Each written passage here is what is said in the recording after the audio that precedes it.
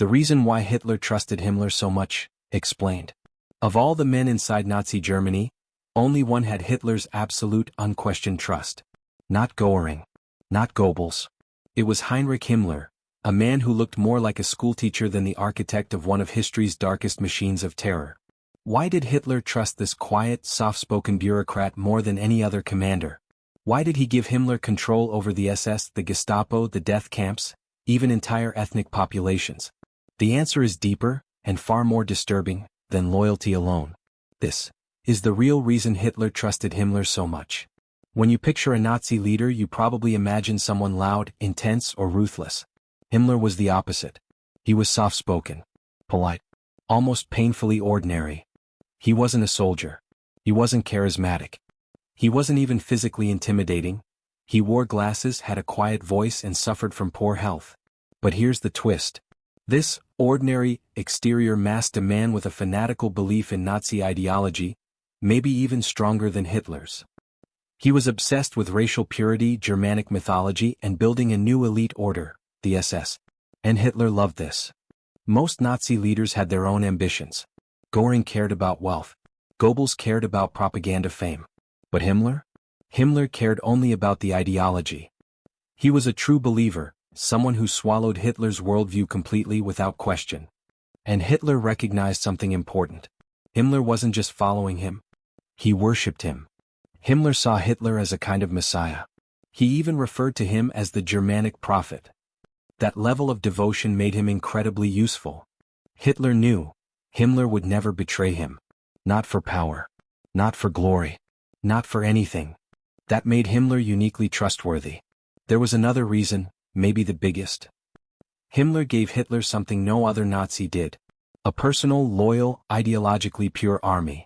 This was the SS. But it didn't start powerful. When Himmler took over in 1929, the SS had fewer than 300 members. By 1945, it had grown to over 800,000. He didn't just build a military force. He built a cult. Strict racial requirements. Absolute obedience. Brutal discipline. Loyalty not to Germany, but to Hitler personally. Hitler trusted Himmler because the SS existed for one purpose: to protect Hitler, eliminate his enemies, and enforce his ideology.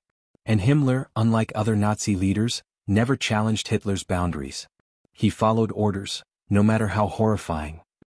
Himmler became the man Hitler turned to for tasks too brutal for anyone else. He oversaw the Gestapo, the concentration camp system, the SS death squads, the final solution.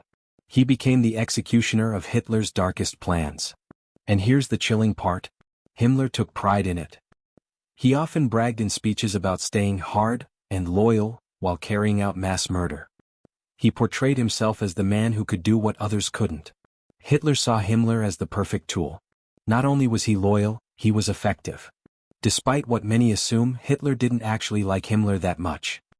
He once called him a boring schoolmaster. He mocked his mystical beliefs. He found him awkward and unimpressive. But here's the key. Hitler didn't need to like Himmler. He needed to depend on him. And Himmler needed Hitler too. Without Hitler, he would have been a nobody, just another failed university student. Their relationship wasn't based on friendship. It was based on utility. Hitler created the vision. Himmler enforced it. This mutual dependence is why their partnership lasted until the very end.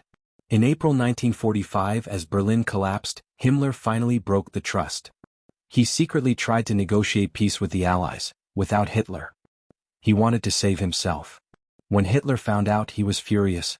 He stripped Himmler of all titles, calling him a traitor. But by then it didn't matter. Their empire was already crumbling. And the trust that had shaped so much destruction meant nothing. So why did Hitler trust Himmler so much? Because Himmler was the perfect storm. A true believer. A relentless organizer. A man without personal ambition, except to fulfill Hitler's vision. And the architect of a machine built on terror, loyalty, and ideology. It's a disturbing reminder of how dangerous blind devotion can be, especially when placed in the hands of someone willing to do anything for the leader they worship. Thank you for watching. If you found this story powerful, consider subscribing for more history explained like never before.